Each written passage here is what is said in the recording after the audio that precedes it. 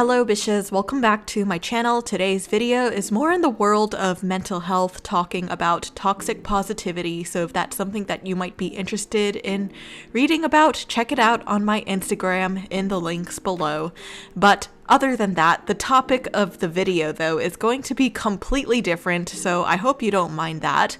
And that is going to be about some of the biggest mistakes I've made while working in the animation industry, because obviously working there is a whole other world compared to just simply drawing and creating stuff. There's just certain ways you navigate around working in that industry, and these were things that I didn't really know about when I was, a student still or just first starting off, so I figured I'd just share some of those stories today so that you can maybe learn from me. So first and foremost, I think one of the biggest misconceptions about working in any art-related field is that you always have to make good-looking, beautiful art, and that is not always the case, especially as a storyboard artist, because you pretty much have to create art that is functional for the pipeline of whatever project you're working on. So for example, when you're a storyboard artist, in certain phases of the pipeline, it might be more helpful to just do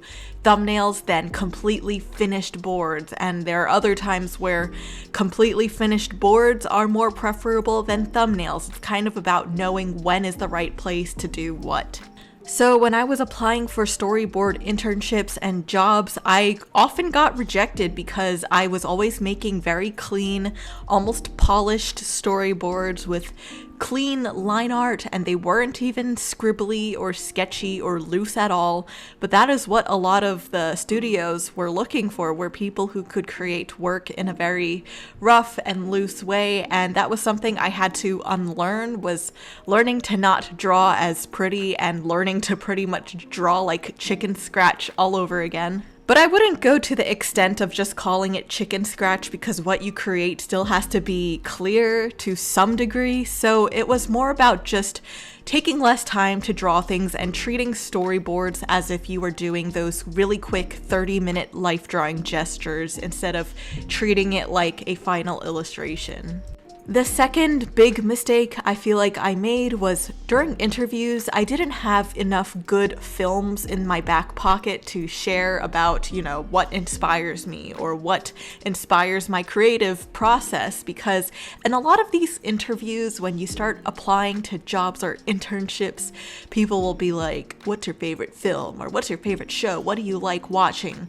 But like I said in my previous video, people are never really asking what's your favorite film. Like if they wanted to really know your favorite film, they wouldn't ask you during an interview.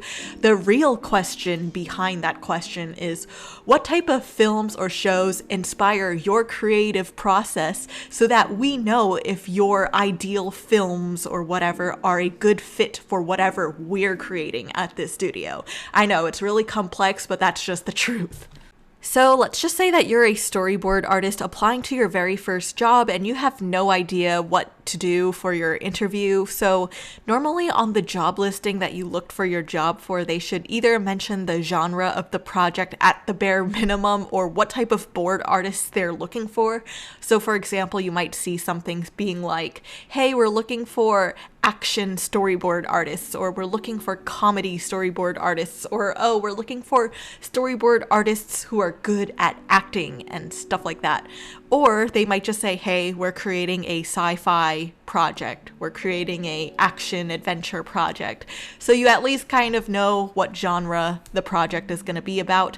So in that case, you should think of some good films that are also within that same genre. But of course, make sure you actually know what the film that you're going to talk about is about, because they might ask you stuff like, what was your favorite shot of the film? What was your favorite style of cinematography from that film, or something like that, and you might have to bring up an example. So also make sure that the film that you bring up kind of has good reviews, because if it's a bad film or somewhat notably bad, people might not want you to be bringing that type of inspiration into their project. And I know it kind of sucks because it forces us to be a little bit more fake and be like, oh yeah, I like this film even though I really don't. I just made it up because I want you to hire me, because that's honestly the fucking truth. So it sucks, but you can probably mention your favorite film once you're in one of those coffee breaks or those casual water cooler hangouts after you got your job.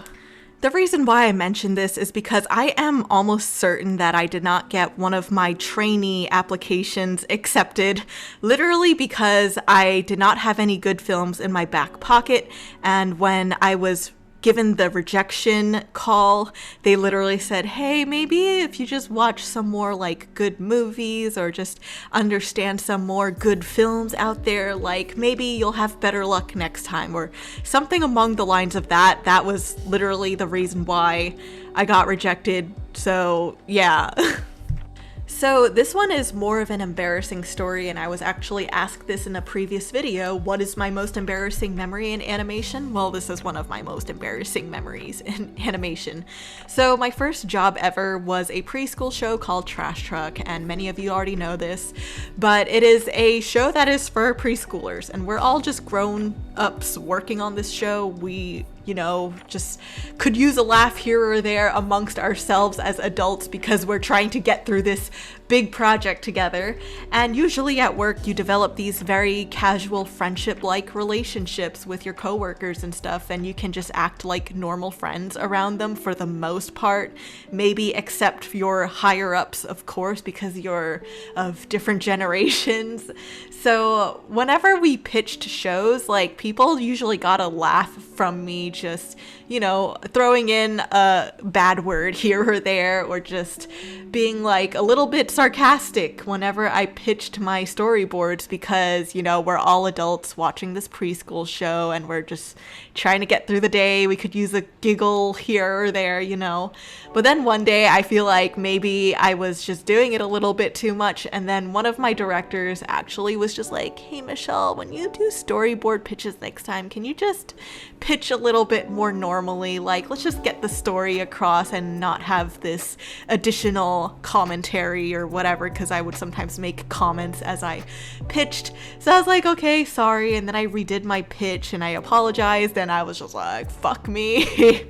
So ever since that moment, I kind of just stopped doing my storyboard pitches like that, but I would still bring the same level of liveliness, character, and enthusiasm to my pitches, because you still have to bring these characters and scenes to life, but just without the self-inserted jokes and whatnot. And just so you all know, me and the director were actually still on good terms. Like, nothing bad happened out of that. It was just more of like a little like, hey, just so you know, just don't do that. And I'm just like, okay. And the director actually was still like, offering me a storyboard position for another project, even though I had something else lined up, but it was still very kind of them to still offer me that. And I feel like, it's not that you can't curse at work or anything. Like, people curse all the time. It's just maybe not in the meetings or whatever. Maybe just do it at your water cooler hangouts or your coffee breaks, just like how I mentioned with your favorite bad films. Don't mention them in the meetings or interviews. Just talk about it at the water cooler sessions. Okay, so the next story is also a little bit embarrassing, but not as bad as the one I just mentioned, but it's for when you're applying for a certain job position or a role in an animated project. Make sure that you're aware of what your responsibilities are, and if you don't know what they are, Google them or look up some artists who are already working in that position and see what they are actually doing, and just familiarize yourself with what this person in this role does, because sometimes you might have an idea or an ideal of what this person does. You might have like rainbows and butterflies in your head about what this job position is, but that's not always the case.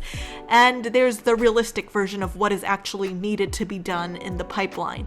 So when I was applying for this assistant director position, I was asked, how will you direct your storyboard artists? What type of director do you think you will be? And at this time, I didn't really know what to say because I haven't ever directed in my life before. So I just said, I would love the storyboard artists to all just contribute their own voice into this project and really have a place, in this project, which I think is great. That's a great answer. I would love for the world to strive to get to that point in life where every board artist can just do whatever they want and it somehow works out. But of course, that's not reality. And I feel like when I gave this answer, people were just like, what the fuck? So I felt really awkward afterwards, because what a director actually does is they're helping the storyboard artists create work to align with whatever the show creator, showrunner's vision is.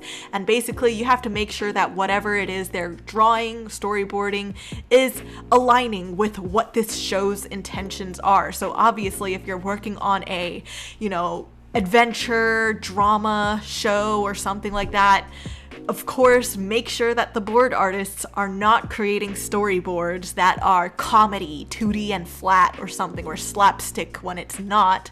So those are the things you kind of have to do. It's kind of, you know what it reminds me of? It's like you're one of those herding dogs, just herding sheep, and you're just like, this way guys, this way, and you're making sure the sheep all head towards this direction and making sure that they're going the right way. That's pretty much what a director is you're making sure that storyboard artists or the artists are headed in the right direction with whatever the intention is with the art that they're creating to align with the show's vision. That was very long.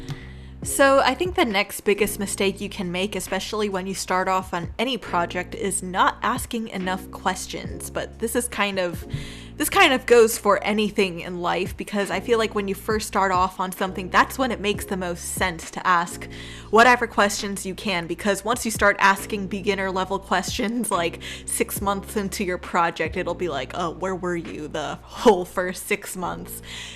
So I would say never be afraid to ask questions, even if it is kind of late in the game. It's always better to ask than to never have asked, just so you know.